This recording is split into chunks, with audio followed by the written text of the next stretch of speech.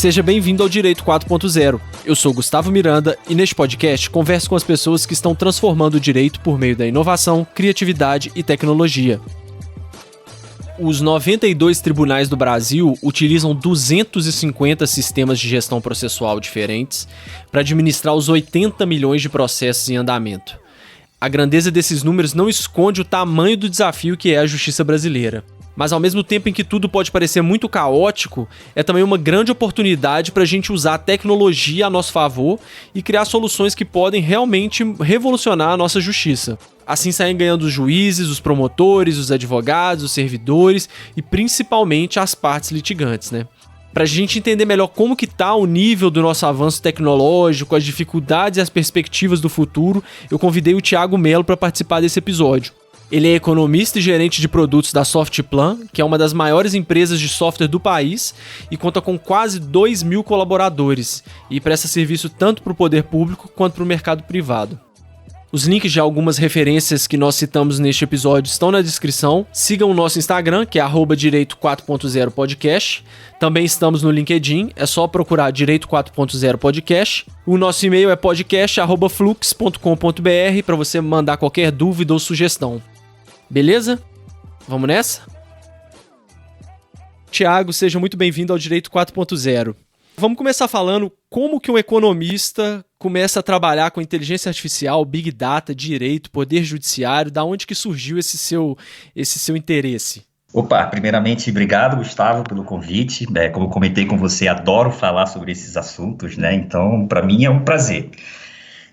Antigamente, eu acho que há uns 25 anos ou 30 anos, essa era uma área de domínio nossa, né, dos economistas. Cientistas de dados e matemáticos entraram depois nessa onda. Não sei se você é contemporâneo assim, dos grandes economistas, né? Mário Henrique Simonsen, os grandes economistas da verdade trabalhavam com a matemática no dia a dia, né? As previsões econométricas de como vai ser o PIB daqui a 2 anos, 3 anos, qual será a taxa de inflação, qual será o impacto no balanço de pagamentos de algumas decisões econômicas. Esse tipo de coisa sempre era uma disciplina da economia, chamada econometria, que sempre tratou, né, de previsões do que vai acontecer baseado em dados históricos. Então, a minha entrada nesse mundo foi pela via acadêmica mesmo, da economia, desde a graduação, né? Faz parte da vida do economista fazer previsões do que vai acontecer no futuro com base em dados históricos. E o direito, aonde que ele entrou nessa sua jornada? Pois o direito entrou aí pela via profissional, né? Em 2013, eu respondi um anúncio de trabalho da Softplan para ser executivo de novos negócios. Eu morava em São Paulo na época, trabalhava na Queiroz Galvão, na área de energia renovável, que usava muitos dados, né? Fazer previsão de geração de energia baseada em velocidade do vento e localização específica. Aí apareceu essa oportunidade na Softplan. A Softplan tinha acabado de fechar um contrato gigante com o Tribunal de São Paulo, um contrato até 2015, de 2012 a 2015, o SAGE, né, que é o sistema em uso no Tribunal de São Paulo, substituiu 17 outros sistemas de tribunal, se tornou o sistema único, implantou o processo eletrônico. Então, eu entrei nessa esteira aí, na necessidade da Softplan contratar profissionais, né, com um perfil diferente para tocar esse projeto gigantesco aí, né? O Tribunal de São Paulo, quando começou a usar o SAGE, tinha 25 milhões de processos em andamento. Era muita coisa. Hoje já caiu, já está na casa dos 18, 19. Mas aí essa demanda de atender um cliente gigante, né, o maior tribunal da América Latina, acho que do mundo, se a gente considerar a China, fez com que a empresa fosse buscar profissionais um pouco fora da caixinha, né, de advogados e o pessoal de computação. Legal, e para quem não conhece a Softplan, só para dar um panorama bem geral assim, hoje vocês atendem quais tribunais, volume de processo? Legal. A Softplan é uma empresa que completou 29 anos de idade na semana passada. A gente tem uma sede em Florianópolis. A gente atende hoje 7 tribunais de justiça, tribunais estaduais de justiça, né? Isso compreende 43% do volume de todos os processos em andamento na justiça estadual no passado. Além disso, a gente tem sistemas voltados para advocacia privada, a gente tem 6 ministérios públicos também que utilizam SAGE, 12 procuradorias estaduais, quase 60 municipais, acho que tem 3 mil advogados que usam SAGE, fora o ESAGE, né? Que é o SAGE para os advogados, que em São Paulo tem 300 mil advogados que acessam o ESAGE no dia a dia deles. Então, é um volume de usuários e volume de dados que circulam nos nossos sistemas gigantes, né? E esse volume é uma coisa tão monstruosa, né, hoje, que a gente consegue... Pra gente tá se tornando uma coisa até normal, né? Todo mundo fala Big Data e tudo mais, e acaba que esses conceitos não ficam muito claros de tão costumeiros que eles ficam, né? O que é o Big Data e como que ele começou a ficar tão importante assim no direito? A definição tradicional do Big Data, o pessoal fala que é um conceito que se relaciona com 3 Vs, né? Dados que se relacionam com 3 Vs. O V da velocidade, que quer dizer uma quantidade de dados sendo gerada numa velocidade muito alta, muito grande. O outro V é o volume, ou seja, um volume de dados muito grande. E o outro V é o V da variedade, é o terceiro V, que diz respeito à variedade dos tipos de dados que são gerados, né? Esses são os 3 Vs originais. Depois entrou o oriundo da fake news, né? Que é o da veracidade, então tem que ser real. E o valor, né? Porque o volume é tão grande que acaba existindo dados aí que você acaba armazenando, mas não tem valor nenhum, né? Para as pessoas que vão analisar. Uhum. Então, em termos de volume, né? Vamos pegar o Tribunal de Justiça de São Paulo como exemplo. Entram em torno de 5 milhões de novos processos por ano nesse tribunal. São quase 16 mil novos processos por dia. Então, só esse número já ilustra esse volume que é muito alto, né? O que aconteceu de 2013 para cá, quando o processo passou a ser eletrônico, era que esses 16 mil processos que entram todo dia não são processos físicos que vão congestionar os escaninhos e as mesas de trabalho das pessoas, né? São processos digitais que vão onerar agora os bancos de dados e as filas de trabalho virtuais, né, de servidores e magistrados. Então, essa imensa massa de dados que passou a constituir essa matéria-prima que é o Big Data, né, que é uma matéria-prima que pode ser usada para fazer análises relevantes, começou a ser um volume representativo na justiça a partir de 2012, 2013, mesmo que a gente, a lei do processo eletrônico é de 2006, né? O SAGE, por exemplo, já operava com processo eletrônico desde 2004, Tribunal do Acre, Tribunal do Mato Grosso do Sul, mas a partir da lei de 2006, passou a dar mais um valor legal a isso. E de 2013 para 2014 começou a pegar, né? Então, desde 2013 a gente tem um volume muito grande de processos digitais entrados. E aí, quando eu falo do volume de processos digitais, tem 2 pontos, né? Tem os metadados, que são os dados, aqueles dados de formulário, né? Que a gente preenche, nome da parte, classe, assunto, foro, as datas, que a gente chama de metadados ou dados estruturados. E a gente tem os dados não estruturados, que são os dados oriundos de documentos.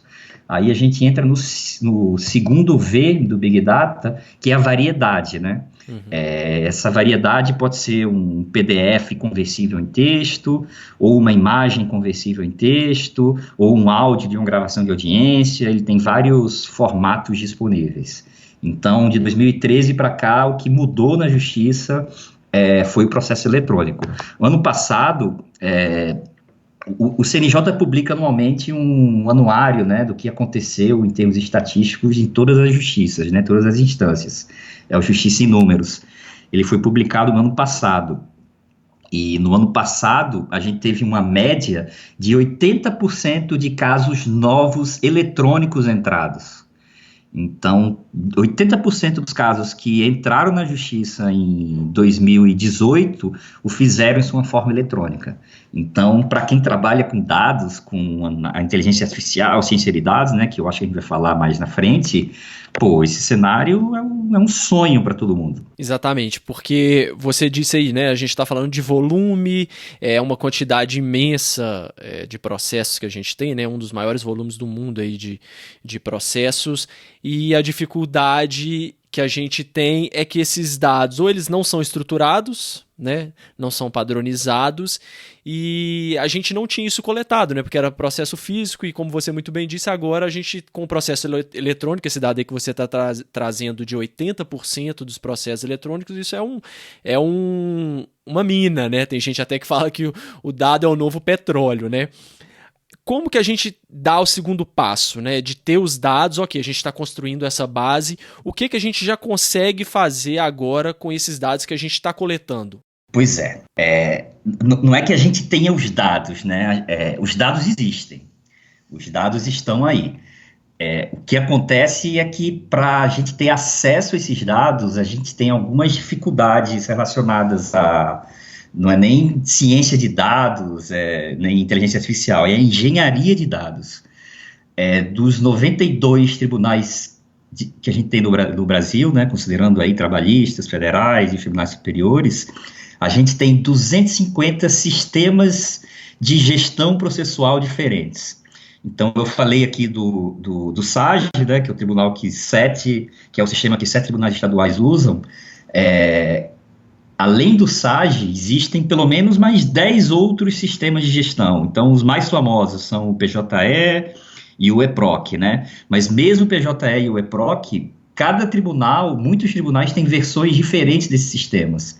O que isso quer dizer? Isso quer dizer, pô, você é advogado, você entende isso melhor do que eu, né? Quando você precisa peticionar, ou ter acesso, ou consultar um processo no TJSP, ou no TJ Minas, ou no TRT2, ou 5, ou 23, você vai fazer 5 tipos de acessos diferentes, né, para saber. É um caos, né? É um caos, e além do acesso ser diferente, o layout dos dados é diferente, os tipos de dados que são disponibilizados pelos tribunais são diferentes. Muitos tribunais permitem acesso com senha, outros sem senha. Alguns tribunais disponibilizam o acesso às peças do processo, outros não. Alguns só sentenças, outros não. Alguns as sentenças estão em PDF, outros estão em HTML. Então, apesar dos dados existirem em sua forma eletrônica, se a gente pensar num advogado, assim como você, que tem processos no Brasil todo e quer entender a lógica de como esses processos tramitam e como está a tendência de julgamento, né, não só em um tribunal específico, é um trabalho muito difícil você ter um acesso homogeneizado a tribunais diferentes, a sistemas de tribunais diferentes, né? É difícil e é caro também, né? Então, apesar dos dados estarem disponíveis, é difícil você coletar esses dados desses tribunais. Estou falando, obviamente, de dados públicos, né? E é caro você acessar esses dados, né? O acesso a dados processuais não é uma atividade humanamente possível, uma vez que existe essa diferença de sistemas. E não sendo humanamente possível, o custo de ter esses robôs para fazer essas coletas dos dados de forma segura e confiável é alta, né? Não é algo simples você manter uma estrutura para coletar de forma contínua dados públicos desses tribunais. E essa é uma discussão muito atual, né? Não sei se você está acompanhando aí as conversas dos tribunais com a B2L, que é a empresa que representa as Lotecs no Brasil. Tem muita discussão para saber que nível de abertura tem que ser dada para os dados, considerando que eles são públicos. Tem tribunais que querem fechar o acesso, né? Tem a LGPD, né, que é um outro elemento externo aí que traz muita incerteza. Então, ver que eu acho que o termo é a gente falar sobre inteligência artificial, né? Mas a gente tem muito problema estrutural que não depende muito da inteligência artificial, né? Tem muita questão de engenharia de dados envolvidas. Tanto é que empresas como a nossa, né, que trabalham com isso, se você perguntar para os gestores lá de tecnologia, vocês vão ver que dentro das equipes, além de advogados e cientistas de dados, eles têm muitos engenheiros de dados, né, para tratar com esse problema de como eu garanto que eu estou coletando os dados corretos, que eu estou armazenando esses dados de uma forma economicamente viável, porque também tem a questão do custo, apesar da gente ter a nuvem. Se você pensar numa empresa grande, um escritório grande que tem processos no Brasil todo, de várias esferas, é custoso. Não deveria ser tão custoso, porque é eletrônico e é público, mas é um processo custoso. E na sua visão, isso como você mesmo disse, né, é uma discussão muito complexa e muito nova, né? A gente ainda não tem nada definido, mas na sua visão, é algo que a gente deveria tentar uma padronização nacional de todos os tribunais, ou não? Esquece, vamos tentar, por exemplo, com essas low-techs que estão fazendo serviço de mineração, etc., por mais que seja muito trabalhoso e todo dia muda uma coisa, um dia tem CAPTCHA, outro dia não tem CAPTCHA, ou não? Vamos tentar isso de uma outra forma? Olha, a padronização já foi tentada no passado, né? O CNJ foi criado em 2004, e uma das missões do CNJ era uniformizar, entre outras coisas, a forma como os tribunais trabalhavam. E ficou só no número, entre né? outras coisas... ficou só no número, porque desde o início do CNJ foi feita uma tentativa do próprio CNJ desenvolver um sistema de gestão processual próprio, né? E de 2004 para cá, acho que já tentaram umas 4 ou 5 sistemas diferentes.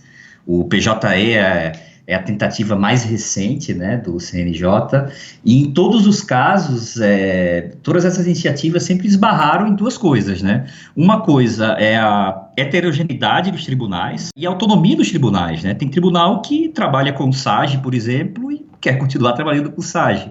Tem tribunal que trabalha com o EPROC e quer trabalhar com o EPROC. Tem tribunal que desenvolveu o sistema próprio e quer ficar com esse sistema próprio, e ele já investiu, e ele tem razões para manter o sistema próprio.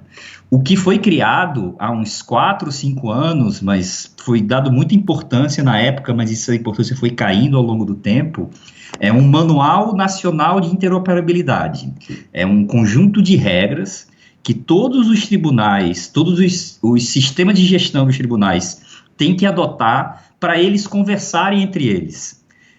Então, o MNI, né, que é esse Manual Nacional de Interoperabilidade, é um mecanismo que, olha, tem intenções muito nobres e é o caminho, né, que se utiliza aí no mundo todo, não só relacionado a sistemas de gestão processual, mas sistemas diferentes que precisam conversar. É um conjunto de regras para fazer aquele famoso depara, né? Se, olha, eu estou aqui no STJ, então se a segunda instância do TJSP precisa mandar um processo para o STJ, eu não preciso e o processo é eletrônico, eu não preciso materializar esse processo, imprimir tudo e fazer um malote e mandar para o STJ, né? O STJ tem lá tabelas muito parecidas com a tabela do SAGE, as tabelas básicas, né?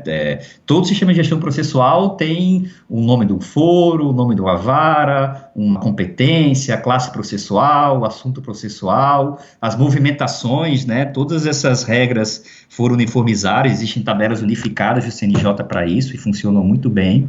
Então, deve existir uma forma de um sistema mandar os dados eletronicamente para outros sistemas. Então, acho que esse é o caminho, é permitir que os tribunais e outros órgãos tenham os sistemas que eles achem que melhor se adequem às necessidades deles e forçar que esses sistemas atendam às regras do MNI. Então, você pode usar o sistema que você quiser, desde que o sistema atenda esse conjunto de regras básicas. E aí, a Associação das Lotecs, a B2L, ela sabe, né, que existe essa iniciativa do MNI, eles conhecem, E uma das coisas que esse pessoal, que a gente, estou falando desse pessoal, mas a gente é afiliado a eles também. Uma das coisas que a gente pede para o CNJ é que para essas lotecs que trabalham com a coleta desses dados e a organização desses dados para departamentos jurídicos de empresas e para escritórios de advocacia, que eles tenham acesso a algum tipo de MNI para que eles não tenham que passar também por esse processo de entrar nos sites públicos dos tribunais, ter acesso aos CAPTCHAs, coletar os dados. Então, já que existe esse MNI, é algo regulado e funciona bem, ou deveria funcionar bem, por que não dar acesso também a esse MNI a outras empresas que possam coletar dados jurídicos, óbvio que de forma segura, controlada, que tenha auditoria e que a gente esteja trazendo dados públicos, né? Então, acho que o caminho é melhorar esse processo dessa interoperabilidade entre os sistemas, até para garantir o custo que o Tribunal de São Paulo, por exemplo, o Tribunal de Minas, eles eles têm um custo altíssimo para manter uma infraestrutura deles que possibilite 400, 500 mil advogados consultando esses sistemas muitas vezes de forma simultânea, né? Então, se tivesse um MNI, por exemplo, ou alguma forma dessas lotecs, ou as grandes demandadas, né, os grandes litigantes, acessarem por meio de um mecanismo fora desses sistemas de gestão público, acho que seria isso. Eu sempre estou falando em dados públicos, né, porque às vezes, quando a gente fala em dados jurídicos, pode levar a alguma preocupação, né, então dados públicos. Acho que seria um ganha-ganha, assim. Na verdade, acho que seria um ganha-ganha-ganha. Seria bom para os tribunais, que não precisariam manter infraestruturas gigantes e um custo gigante para suportar uma concorrência de acessos muito grandes. Bom para os escritórios de advocacia e para os departamentos jurídicos de grandes empresas, que teriam um acesso mais facilitado a esses dados e seria mais barato para eles. E bom para as partes, né, que são representadas por esses escritórios, que teriam um custo processual mais baixo também, porque obviamente que o advogado repassa esse custo que ele tem para manter esse acesso contínuo aos processos para as partes, né? Eu acho que no final diminuiria o custo da justiça como um todo. Sem falar na questão de transparência, isonomia, né, todos esses fatores. E eu acho que ainda tem um reflexo que é do próprio direito em si, né? Porque a gente vai daqui a pouco falar sobre isso também, que isso possibilita as partes a terem um melhor, né? Não só as partes, também quem lida com direitos, os advogados, os juízes, a ter uma noção melhor do que o que efetivamente está sendo tratado, se aquela matéria você tem chance de ganhar ou tem chance de perder, até para desestimular determinadas práticas de litigiosidade, né? Isso, com certeza. Então a gente ultrapassou essa fase dessa dificuldade toda que a gente está tendo de obter esses dados. Agora a gente está com os dados na mão. O que a gente consegue efetivamente fazer com esses dados? O que a tecnologia que a gente tem hoje pronta consegue passar para quem tem interesse de usar alguma ferramenta? Legal. Tem uma frase de uma empresa de consultoria muito grande na área TI, chamada Gartner, que eles falam que technology is not the problem. Tecnologia não é o problema, né? Hoje a gente tem tecnologias já testadas e sendo aplicadas em outros sistemas que dá para fazer praticamente tudo. Quando eu falo tudo no nosso mundo jurídico, basicamente eu antecipar qual vai ser a decisão que um juiz vai dar, ou qual deve ser o argumento jurídico que eu devo usar que vai causar o maior impacto no juiz e aceitar determinados fatos ou não. Isso já existe. A dificuldade que a gente tem hoje tá na seara de organizar deixa eu ver como é que eu coloco, de estruturar os dados não estruturados. Então, vamos pegar uma petição inicial, por exemplo, ou uma decisão. Só desculpa te interromper, Thiago, porque eu acho interessante a gente fazer essa diferenciação mais clara, o que é um dado estruturado, rapidamente, e um dado não estruturado, para quem não está tão familiarizado assim. Legal. O dado estruturado é um metadado, é um dado que veio de algum formulário, alguma tabela. Então, vamos pensar aqui, uma vara, por exemplo. Quando eu vou fazer um ajuizamento de uma ação, geralmente eu seleciono ela de uma lista, né? É a classe do processo, o assunto do processo, uma movimentação, as partes, são dados estruturados. Dados não estruturados é aquela petição inicial que eu anexei aquele conjunto de dados que eu entrei para ajuizar uma ação. Então, a petição inicial é um dado não estruturado, é uma peça, um PDF que eu anexei no processo, que contém lá um conjunto de texto de 10.000 palavras, sem uma estrutura que eu consiga olhar para aquilo e falar, olha, aqui está a qualificação da parte passiva, aqui está a qualificação da parte ativa, aqui está o fato, aqui está a norma, aqui está o argumento, aqui estão os pedidos. Legal. Então, isso está presente no texto. Para quem é um bom advogado, está acostumado com uma matéria repetitiva, você bate o olho no texto, você já sabe, pode ter 10 páginas, né? Mas você sabe, olha, aqui vai ter isso, aqui no final vai ter isso, sempre quando tem um pedido vai ter o fato explicando, cada fato tem uma norma. Então, aquele olho clínico que um bom advogado tem é crucial para essa etapa, né? Por isso que essas conversas aí que os advogados serão substituídos, isso eu acho que é o contrário, assim, eu acho que o bom advogado vai ser cada vez mais valorizado, porque o que um ramo da inteligência artificial faz, né? Pegar esse dado não estruturado e fazer a segregação do elemento textual que representa cada coisa que eu quero organizar. O que é cada coisa? Pegar uma petição inicial, por exemplo, ou seja, essa coisa, em termos técnicos, é chamado de entidade, certo? Essa entidade pode ser o fato, ou o pedido. Quais são os pedidos de uma petição inicial?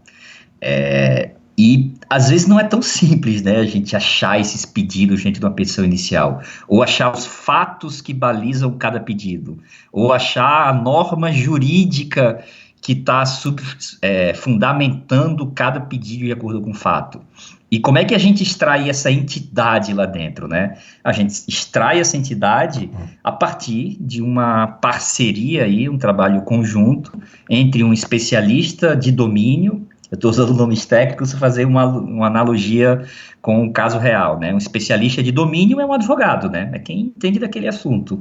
E um cientista de dados, que é quem vai codificar esse conhecimento especializado do advogado e extrair cada entidade que o advogado disser. Então, vou pegar um exemplo bem simplório, assim, que é um exemplo real que a gente trabalhou. Vamos considerar uma entidade que, a priori, é simples de ser extraída, que é a qualificação da parte passiva.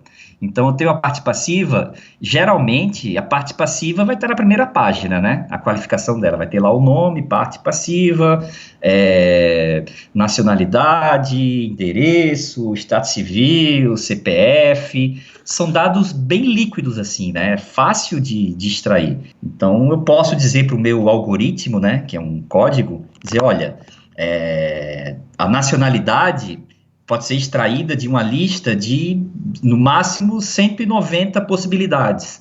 E aí você tem que considerar erros gramaticais, erros de gênero, de plural, né? Porque às vezes tem brasileiro, brasileira, brasileiro com Z, brasileira com Z. Então você ensina para o seu algoritmo que, olha, se você vir alguma coisa dessa lista, e se esses termos estiverem próximos de um nome próprio, ou próximos de um endereço, e estiverem na primeira página, 99,9% de chance de ser a nacionalidade. Aí, o que acontece, né? Quando a gente tem, lá na Softplan, a gente desenvolveu um algoritmo e faz a extração desses dados do preâmbulo, né, das iniciais. Os primeiros 100 extrações foram perfeitas, aí a gente tem um especialista validando essas extrações. Então, eu vou lá, extraio a nacionalidade brasileiro.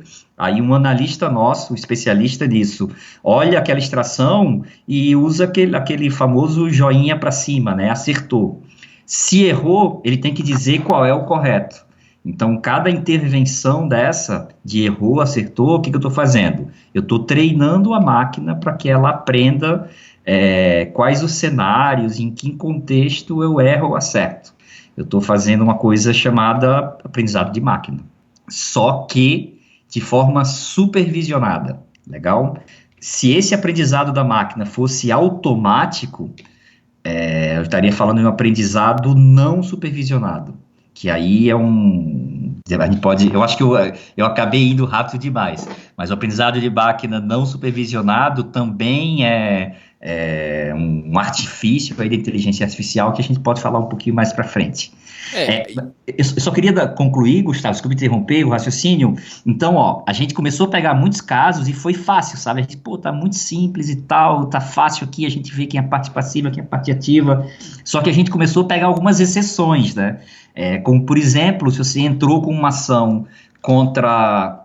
se um casal entrou conjuntamente em uma ação contra um banco, por exemplo, aí em lugar de vir aquela qualificação da parte bonitinha, né? Polo ativo, aí tem lá Tiago Ribeiro Alves de Melo, solteiro, economista, e aí o nome da minha futura esposa que eu não tenho ainda, vamos colocar Janaína de alguma coisa, aí tá lá tudo qualificado bonitinho, né? Mas e se, quando eu peticionasse, eu tivesse colocado Tiago Ribeiro Alves de Melo e Roberta de Souza, Regina, brasileiros, economista e advogada, respectivamente.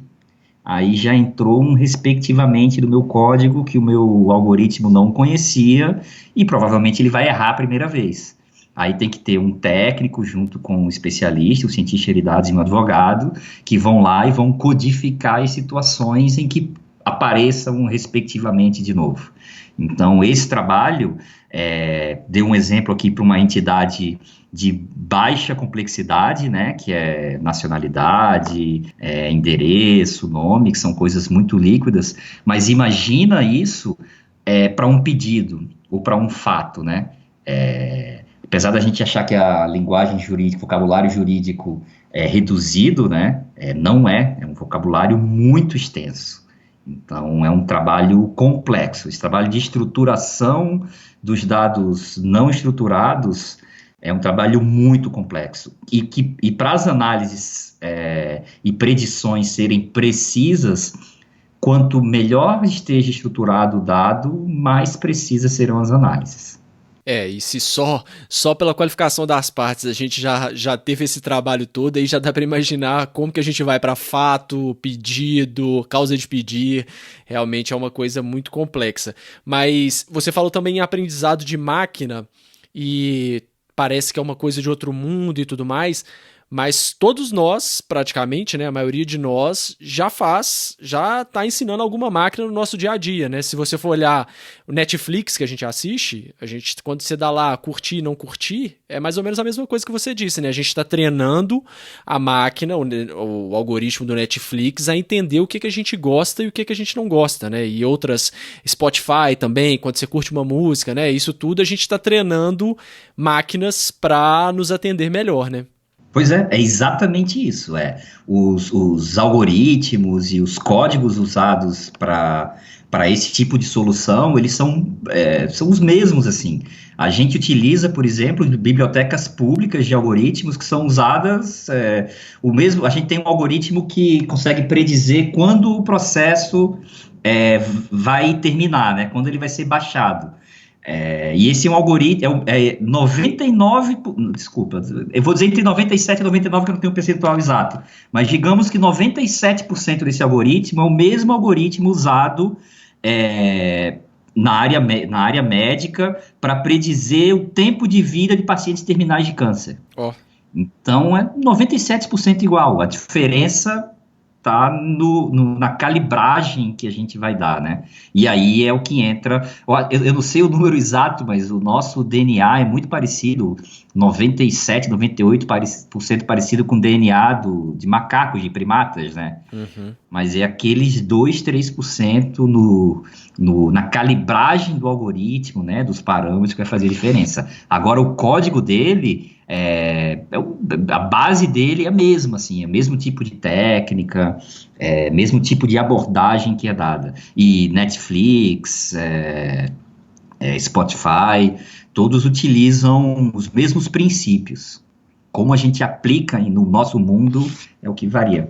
Então tá chegando então a época em que finalmente a gente vai conseguir responder o cliente de e aí, eu vou ganhar ou vou perder essa ação? Quanto tempo que vai demorar para esse processo terminar? A gente já está chegando então próximo a conseguir essa pergunta tão cruel com os advogados? Olha, eu acho que em alguns tipos de processo, é que tem processos que são fáceis, né? O bom advogado, assim, o advogado experiente, que peticiona regularmente numa unidade judicial fixa, você sabe, né? Algum processo que chega, olha, isso aqui eu conheço, esse juiz está aqui nessa unidade há mais de 10 anos, eu tenho 20 processos por mês aqui desse mesmo tema, então você sabe como ele decide. E é impressionante, assim, depois que a gente começou a realizar esse trabalho, como a gente percebeu que existe padrão nas decisões. A gente fica muito surpreso, né? Muito advogado que acha que juiz não tem padrão, cabeça de juiz a gente não sabe como ele pensa, mas depois que a gente analisa a fundo, né, esses dados, não só os estruturados, mas como também os não estruturados, né, as nuances que estão lá dentro, às vezes envolve um idoso ou um menor de idade carente, tem alguma peculiaridade lá dentro que muitas vezes, dentro de um processo, né, dentro das peças lá, dentro dos dados não estruturados, que faz com que o juiz tome uma decisão que pode parecer uma decisão totalmente descabida, mas é uma decisão que tem muito a ver com o padrão histórico das decisões deles. Então, isso vai trazer uma previsibilidade, depois que isso tiver aí disseminado, que eu acho que deve levar aí uns bons 4, 5 anos, para isso estar disseminado aí em larga escala, para qualquer tipo de advogado, né, não só os advogados de grandes corporações, vai trazer uma previsibilidade muito grande, assim, para todo mundo, né, para os advogados, para os juízes. As corregedorias dos tribunais têm essa preocupação também, sabe, de ter decisões mais homogêneas e decisões mais previsíveis. Então, no momento que a gente consegue estruturar essas informações que estão perdidas nas peças e organizar isso melhor para o juiz, ele também se beneficia com isso. E a gente é fornecedor dos dois lados, né, de juízes e do mercado privado também. E é bem surpreendente, assim, a aceitabilidade dos magistrados, sabe? Eles querem isso. Eles sabem que quando eles leem uma peça de 200 páginas, alguma coisa vai ficar pelo caminho, né? Ou alguma coisa, algum fator vai fazer com que ele tenha que ler e reler essa peça várias vezes. Então, se já existir um algoritmo que consegue entrar nessa peça e baseado no que ele já fez no passado, né? Ou seja, baseado no contexto de um juiz específico, organize essa peça pelos elementos do raciocínio jurídico que ele entende que são organizáveis, quais são os fatos, quais são os pedidos, quais são as normas, os argumentos, a peça de 200 páginas passa a ser um resumo de 2 páginas, com a garantia que naquelas 2 páginas está realmente tudo que o juiz anotaria caso ele lesse as 200 páginas. Nesse momento aí, você deixou agora, acho que muita gente chorando agora nesse momento, porque eu acho que a gente está sempre acostumado a pensar geralmente do outro lado, né? O nosso lado aqui do mercado e das petições e previsibilidade de julgamento, qual juiz que julga isso, e você trouxe agora um dado muito interessante que é o outro lado da moeda, né? Para o juiz isso também acontece. E aí tem gente que já acende o alerta vermelho pensando, não, mas peraí, mas aí ele não vai ler? E eu acho que é justamente ao contrário, né? Da mesma forma que a gente está tentando otimizar de um lado, o outro lado também, ele pode ser impactado de uma maneira benéfica, né? A gente tem que olhar esses dois lados porque o objetivo final é um só. Então, se as duas partes tiverem municiadas das melhores ferramentas possíveis, quem vai ganhar com isso é o nosso cliente, né? Isso. E a gente tem, eu pessoalmente tenho convicção, assim, que esse tipo de ferramenta é ganha-ganha, sabe? E quando as partes perceberem que não faz sentido entrar com uma demanda, achando que uma demanda que a parte, o advogado sabe que o direito não está do lado dela, né? Mas sempre acha, não, mas se falar de uma forma que o juiz vai aceitar, não vai, o juiz também tem ferramentas do outro lado que vão ajudar ele a julgar melhor, né? Então, no longo prazo aí, eu só enxergo ganhos para todas as partes. Tem um aspecto também que tem acontecido muito. Eu tenho um amigo aí, você deve conhecer, que Belo Horizonte... como é que fala em Belo Horizonte? É uma roça... É uma roça grande. É uma roça grande. Não sei se você conhece o diretor jurídico da MRV, o Guilherme. Já estive com ele em algumas palestras, mas não conheço pessoalmente. Pessoalmente, assim, não tenho um nível de amizade com ele. O Guilherme é um craque, né? E a MRV é uma empresa que, pela natureza da operação dela, é uma empresa muito demandada, né? E eles têm, a gente prestou serviço para eles adquiriram um software que a gente desenvolveu chamado Convex, que além de fazer essa organização desses dados, eles têm uma atuação nacional, né? Eles não atuam nos 92 tribunais que eu comentei que existem no Brasil, mas pelo menos uns 60 eles atuam. E o Guilherme, a MRV, empresas do tipo MRV, como algumas empresas aéreas, Vivo, as grandes telecoms, né, que são muito demandadas, eles têm muito problema de litigância de má-fé, né? Partes ou advogados que entram com o mesmo processo em unidades judiciais diferentes ou em períodos diferentes, ou eles desmembram a mesma causa de pedir em vários processos diferentes, em vez de ter um processo com vários pedidos, eles desmembram esses pedidos em vários processos diferentes, e muitos magistrados já têm... o SAGE tem isso, por exemplo, tem ferramentas que do lado deles eles conseguem olhar para 10 processos e dizer, olha, esse é o mesmo processo. Então, eu não vou aceitar aqui esses outros 9 processos, porque você já entrou com um processo aqui na unidade judicial em outra comarca, mas que se trata de fatos e pedidos idênticos a outros processos. Então, o judiciário também já tem esses instrumentos e mecanismos computacionais que apoiam eles nisso, né? E isso, o advogado do outro lado, é o Guilherme Vibra. Depois eu sugiro você acompanhar o LinkedIn dele, que ele publica isso de forma recorrente. E isso é bom, né? Eu acho que é bom para os advogados, né, que vão passar a evitar cada vez mais, não vão fazer mais essa prática. As partes vão perceber também que não adianta, né, desmembrar o mesmo processo em vários processos, e que não adianta ficar acionando o judiciário para julgar coisas que não cabem ao judiciário, né? São casos repetitivos. Não sei como a gente está de tempo, mas a gente tem um caso aqui que a gente está trabalhando agora de precedentes que é lindo, sabe? A gente desenvolveu uma solução. Existem no Brasil quase 3 mil temas de precedentes, né? Entre recursos repetitivos e repercussão geral e incidência e resolução de demanda repetitiva.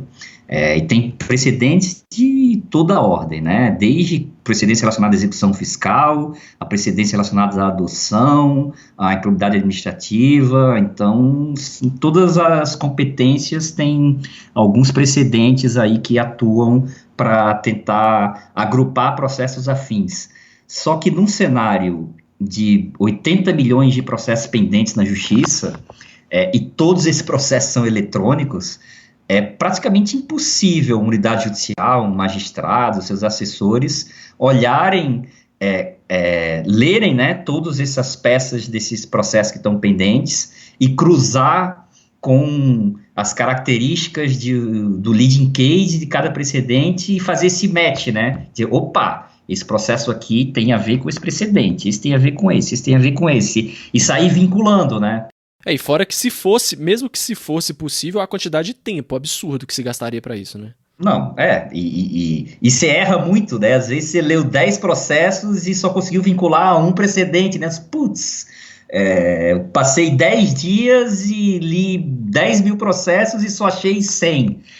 Parece ser pouco, mas é muito, né? São 100 processos que se pegar um precedente que não tem julgamento ainda, são 100 processos que deveriam estar suspensos, né? Deveriam estar vinculados e sobrestados a esse precedente, e quando um tribunal superior julgasse esse precedente, essa mesma decisão deveria afetar todos que estão sobrestados a ele. O princípio da isonomia, julgar processos iguais de forma igual.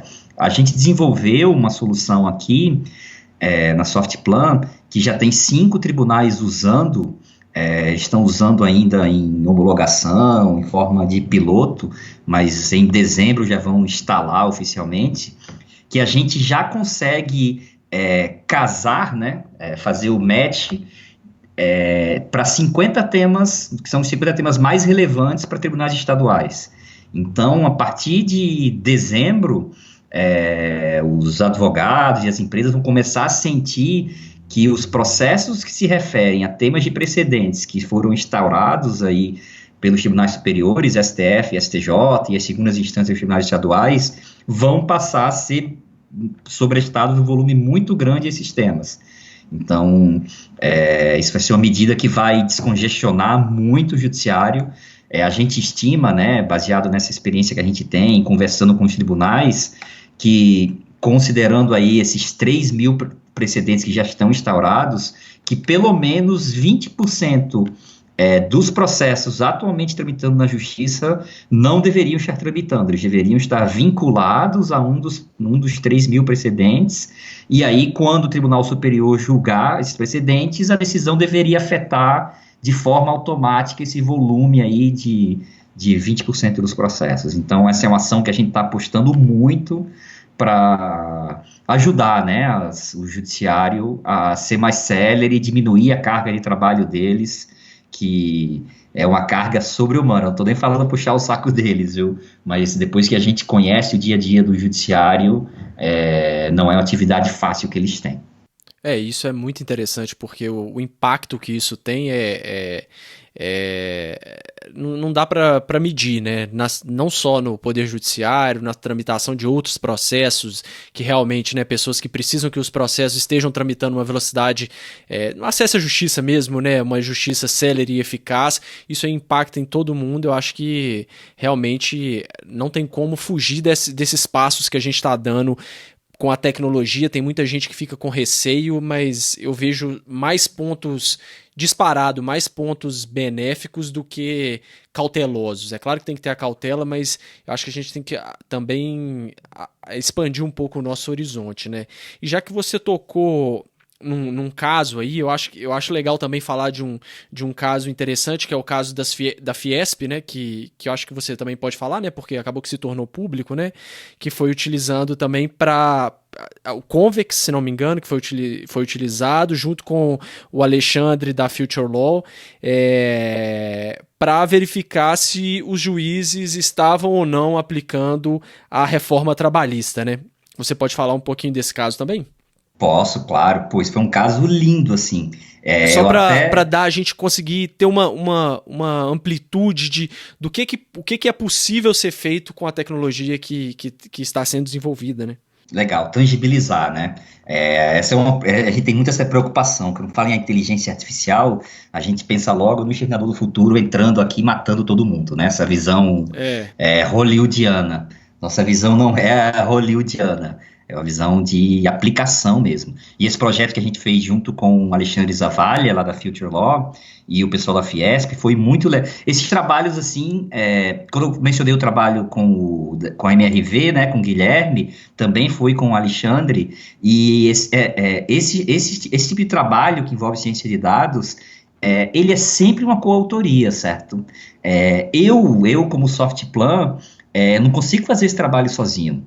Esse trabalho de ciência de dados, que envolve validações permanentes dos especialistas, calibragem dos algoritmos a partir dos outputs, né, dos resultados sendo gerados, é sempre uma autoria entre quem entende da tecnologia e da aplicação dessa tecnologia no mundo real e o contratado, e o contratante, sabe? Então, a gente não teria feito o trabalho para a MRV sem a MRV, sem o Alexandre, que é especialista nesse mundo aí também, de aplicação disso no mundo corporativo, e o caso da Fiesp foi um bom exemplo disso.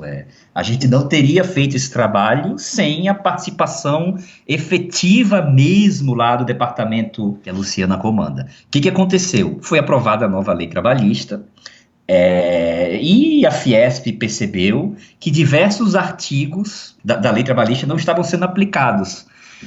E tem muita decisão judicial de processo trabalhista, né? Então não dava para ela sair analisando todas as decisões, e pelos problemas que eu relatei aí, pelas características do processo de acesso a dados judiciais que eu relatei, não dá para sair buscando todos esses processos dentro do sistema dos tribunais, né? E tem muitos processos que não se referem à nova lei trabalhista. Então, o que a gente fez com ela? A gente selecionou um conjunto representativo das leis mais importantes que ela queria analisar, dos artigos mais importantes que ela queria analisar se estava sendo aplicado ou não, e a partir dessa seleção desses artigos, a gente passou a construir dicionários semânticos referentes a cada artigo. Então, apesar, né, eu já falei isso, apesar da gente achar que o vocabulário jurídico é líquido e restrito, né, as pessoas falam mais ou menos a mesma coisa, não é, né? Você deve saber, você sabe disso melhor do que eu. A forma como o artigo do negociado sobre legislado, por exemplo, a forma como isso pode aparecer dentro de uma decisão judicial, são inúmeras formas. Dificilmente o magistrado cita negociado sobre legislado. Tem diversos sinônimos e diversos contextos que isso aparece. Então a gente teve que desenvolver um dicionário semântico para cada um dos temas que a Fiesp selecionou. A gente teve que coletar todos os processos judiciais trabalhistas de São Paulo e Minas Gerais de determinado período. Primeiro a gente tinha que entender se os processos judiciais, decisões judiciais se referiam à nova lei trabalhista. Depois a gente tinha que entender se essas decisões se referiam à nova lei trabalhista, tratavam dos temas de interesse da Fiesp, e depois a gente tinha que entender se a decisão do magistrado foi em linha com as novas orientações da lei ou não foram em linha com a nova orientação da lei, e quando elas não foram em linha com a nova orientação da lei, a gente tinha que entender o que o juiz alegava. Porque são muitas variáveis, né? São muitas variáveis. E existia um movimento de um grupo de juízes trabalhistas que alegavam inconstitucionalidade de alguns termos. E outros juízes alegavam temporalidade, né? Eles diziam que eles aplicariam a lei caso o fato tivesse ocorrido após a promulgação da lei, outros não alegavam temporalidade. Então foi um trabalho muito complexo, de formiguinha mesmo, né?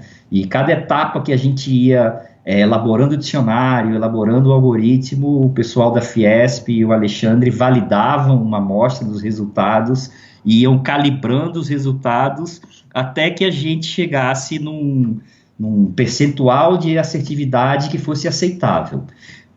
Nesse mundo novo, né, de análises que depende de dados, é muito importante também as pessoas que demandam essas análises e que consomem essas análises entendam que nada é 100% nesse mundo. Nada, né? Nada vai ser 100%. A gente passa a trabalhar com níveis de assertividade, acurácia, margem de erro, que faz parte de análises matemáticas. E muitas vezes o advogado não entende muito não entende, até porque não estudou para isso, né? Se bem que agora tem muita universidade, tem muita escola como a do Alexandre, que tem capacitado e treinado advogados para isso, né? Porque a gente tem uma formação muito de, não, isso é certo, isso é errado, ou então você tem uma tese A ou tese B, né? Essa coisa de, não, 98,3% chance de dar certo, a gente não tem muito, não tá muito acostumado com isso, né? A gente não foi treinado para isso, né?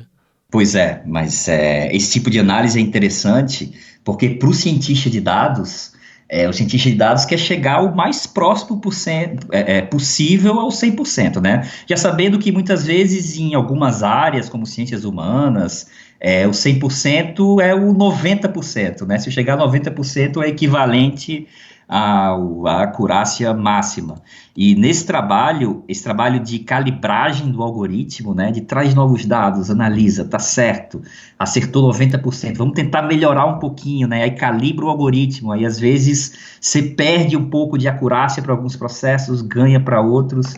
Então, é uma atividade muito de experimentação, né? Uma atividade de laboratório mesmo. E as partes têm que concordar no nível de assertividade. No caso da Fiesp, o nosso nível de assertividade foi mais de 90%. Para alguns temas, foi até mais do que 90%. E, se não me engano, aqui nesse caso foram analisadas, você me corrige se eu estiver errado, 700 mil decisões que foram analisadas em 90 dias, né? Pois é. Um volume monstruoso. O volume monstruoso. Tem uma questão financeira aí também envolvida, né? Muitas vezes tem alguns tipos de análise que são muito caras de fazer, né? Que tem alguns algoritmos muito complexos que demandam uma análise muito profunda num documento, num PDF. Existe custo de nuvem envolvido, e tem uma questão que a gente tem estudado muito aqui, é a questão do grau de explicação que os resultados vão ter. Nesse projeto da Fiesp, nesse projeto dos precedentes também, a gente entendeu que não adianta aplicar a técnica mais sofisticada possível e quando chegasse na frente da Fiesp a gente não conseguisse explicar por qual razão a gente estava classificando um tema em determinado grupo, né, de aplicação da lei ou não aplicação da lei, ou motivo de não aplicação, ou explicar para o tribunal por que a gente está agrupando um tema dentro de um precedente ou não, ou em outro precedente. Em muitos segmentos de negócio, né, como a Netflix, por exemplo, dá pra você chegar e falar, cara, eu estou sugerindo aqui esse filme pro Gustavo, porque sim, porque eu li os padrões dele, eu apliquei um algoritmo aqui baseado em redes neurais de múltiplas camadas, e é isso. Só me fala se eu errei ou se eu acertei, não explica a mágica que eu fiz. E se acertou, você vai estar satisfeito, né? Pô, me indicou um filme bom. Mas para o judiciário, né, para a gente dizer para um juiz, a gente sugere que você sobreste esse processo a esse tema, não dá para a gente só dizer porque sim, né? Não, porque eu utilizei um algoritmo de múltiplas camadas e esse é o resultado. A gente precisa ter um nível de explicabilidade alto, ainda mais considerando que a gente é uma tecnologia que começou agora a ser aplicado, né? Então, nesses projetos em que a gente precisa explicar os resultados, né, e defender os resultados, a gente costuma até abrir mão de um certo nível de assertividade para ter um nível de explicabilidade maior. Então, vamos dizer que eu estou num projeto que, olha, essa recomendação aqui eu posso fazer com 95% de certeza, mas eu não consigo explicar os resultados. Eu utilizei aqui uma técnica que ele não me permite explicar por que eu estou recomendando essa ação ou recomendando esse sobrestamento. Se eu tiver uma técnica um pouco menos sofisticada, que me traga uma assertividade de 89% ou 90%, né? Vamos dizer que eu perdi aí 5%, mas que eu consiga explicar de forma objetiva e lógica por que eu estou sugerindo que esse processo seja sobrestado, a gente tem preferido usar essa técnica menos sofisticada, mas com alto grau de explicabilidade. Esse é até um princípio, vou até deixar uma dica de leitura aí para se aparecer algum advogado bem nerd, assim, que queira se aprofundar nesses estudos. A União Europeia divulgou esse ano, há mais ou menos uns 4 meses, alguns guidelines para utilização de inteligência artificial, não só na justiça, né, como um todo. E um dos princípios desses guidelines da União Europeia é a explicabilidade. Então, é um conjunto de boas práticas, na verdade, né, e fala, uma boa prática é essa, você tem que ter a capacidade de explicar o que o algoritmo está sugerindo, ou que tipo de ação está sendo recomendada. E dentro desse cenário todo aí, a gente vê que sempre tem o caráter jurídico da coisa também prevalece e a gente precisa de profissionais seja para ajudar a treinar a máquina, para validar algum sistema, para avaliar alguma tese que foi levantada, enfim. Como que você vê o papel, quais oportunidades que você está vendo para os advogados dentro desse cenário todo? Eu enxergo um advogado como validador de modelos matemáticos, né? A gente tem que dar o nome mais atrativo para os advogados. Mas o que é um validador de modelos matemáticos? É você ter a capacidade. Vamos imaginar um advogado de um grande escritório que possui um software que coleta processos de diversos tribunais, diversas origens diferentes, e ele tem um repositório desses dados, e ele precisa organizar esse repositório dos dados internos que eles têm. A capacidade que o advogado tem de apoiar o desenvolvimento de um organizador dessas entidades, né? Eu falei algumas aqui, né? Fatos, pedidos, normas. A capacidade que o advogado tem para apoiar na estruturação desses dados, tanto os dados internos, né? Dos escritórios, que tem gente que chama de small data, né, que são os dados, meus dados próprios, né, que já estão aqui dentro da minha base, como esses outros que seriam o Big Data que estão fora da minha base. A capacidade que eu tenho de organizar esses dados e depois combinar esses dados de forma criativa, que eles me digam alguma coisa e que eu consiga entender, olha, esse juiz aqui deu essas últimas 3 decisões porque o advogado aqui, ele utilizou tal argumento. Então, encontrar qual é o argumento que vai prevalecer no entendimento de cada magistrado, ou entender, com base nos dados, que tipo de perícia poderia ser solicitada. Então, esse olho clínico do advogado para apoiar no processo de organização desses dados e depois conseguir interpretar esses dados é uma qualidade muito grande, muito grande. E pelo que eu percebi, o mercado está carente desse tipo de profissional, né? Você até mencionou a Future Law, eu já até fiz curso lá sobre analista de dados jurídicos, cientista de dados jurídicos, e o que tem sido dito é que não tem profissionais qualificados suficientes no mercado para atuar, né? Então, para quem se interessa por esse mundo, é uma oportunidade muito grande, né?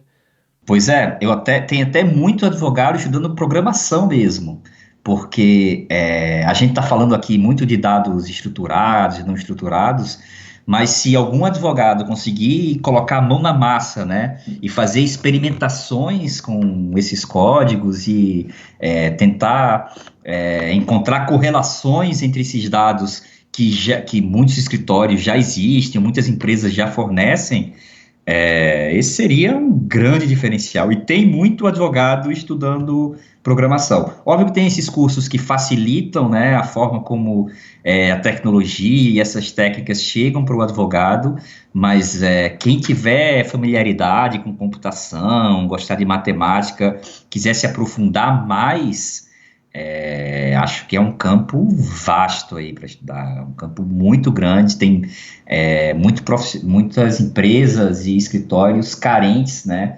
de profissionais com essas habilidades. E muitas vezes tem muito advogado com capacidade analítica, em termos matemáticos, né, capacidade analítica, facilidade com os números, com grandes volumes de números, que às vezes são habilidades inexploradas, né? E muitos advogados, quando conhecem esse mundo, ficam impressionados com a facilidade com que isso acontece, utilizando softwares fáceis, assim. É que hoje em dia, essa grande revolução, assim, aconteceu, né? A gente falou aqui rapidamente sobre o Big Data, né? De terem os dados. Outro elemento que possibilitou essa revolução é a engenharia dos dados, né? A capacidade que eu tenho de guardar esses dados, processar esses dados de uma forma economicamente viável. A nuvem trouxe isso. A capacidade matemática, né, de fazer análises estatísticas e fazer cálculos se juntou com a capacidade de programar, né, que é uma atividade eminentemente de ciência da computação, ficou muito fácil hoje em dia, com linguagens de programação mais acessíveis e programas mesmo, né, desenvolvidos aí por Google. Google é legal que quase tudo deles, depois que eles usam um ano, vira open source. Então eles desenvolvem programas que fica fácil você conseguir representar fórmulas matemáticas que antes eram muito complexas em forma de código. Então, quando você junta a matemática barra estatística, que sempre existiu, com essas novas linguagens de programação, os novos programas para transformar esses cálculos matemáticos muito complexos anteriormente, e a capacidade de processar esses dados que a engenharia da computação trouxe, essas três coisas juntas, e mais a quarta, que seria uma parte mais cognitiva, né, de entender como um texto se relaciona, o contexto semântico das coisas. Se você tem pelo menos duas dessas quatro coisas, assim, desses quatro elementos, é um pulo do gato, assim. E não só para o direito, né, para qualquer coisa, porque esse tipo de coisa tem, esse tipo de habilidade, né, ou a junção dessas quatro coisas são um conjunto de elementos aí que fazem sentido para a vida hoje em dia. Com certeza.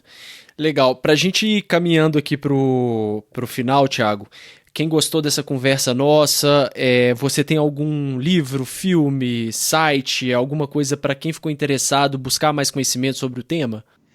Olha, sugiro, a gente tem um portal lá na Softplan, de notícias, que saem notícias próprias, né? A gente tem colunistas no site, eu sou um colunista, a gente também replica notícias, informações do mundo jurídico que saem aí na mídia como um todo, não só relacionadas à tecnologia, mas relacionadas à atividade da justiça. Eu acho que é um bom canal de notícias aí para o pessoal acompanhar no dia a dia. O site é sagedigital.com.br. Beleza. E para quem quiser se conectar com você na internet, quiser te encontrar, como é que faz? LinkedIn, Instagram, qual mídia que você usa? Quem quiser me encontrar, pode procurar no LinkedIn, Thiago Melo, sem H, com um L. Deve aparecer lá, eu acho que aparece fácil. Eu estou gerente de produtos na Softplan. Atualmente eu tenho trabalhado nos últimos 6 meses muito focado nesses projetos para tribunais de justiça, mas quando você me conheceu, né, lá na Future Law, eu estava muito dedicado ao Convex, né, que é o nosso software da Softplan, voltado ao mercado privado, de grandes escritórios médios e departamentos jurídicos de empresas. Mas quem quiser trocar uma ideia comigo lá, pode adicionar e a gente vai conversando. Esse projeto da Fiesp que você comentou virou um artigo, foi apresentado numa conferência em Saragoça no ano passado. Esse outro projeto de temas de precedentes que eu falei com você, que eu comentei, a gente deve publicar um artigo em dezembro. A gente está tentando publicar junto com algum diretor de tecnologia de algum tribunal. A gente está incentivando os caras também a contar a história deles no ângulo do tribunal, né, e não no ângulo de uma empresa que desenvolveu. Então, quem quiser me adicionar lá, trocar ideia, fica à vontade, é um prazer. Falei para você, né, adoro falar sobre esse assunto e acompanhar as notícias aí, o que está acontecendo nesse mundo jurídico e como a tecnologia tem ajudado a justiça a ser mais célere e produtiva. Pode se ligar no sagedigital.com.br. Thiago, então, mais uma vez, muito obrigado por você ter participado do Direito 4.0, viu? Eu que agradeço, um prazer, e pode me convidar as próximas vezes que eu participarei com certeza. Muito obrigado. Pessoal, até o próximo episódio então, um abraço.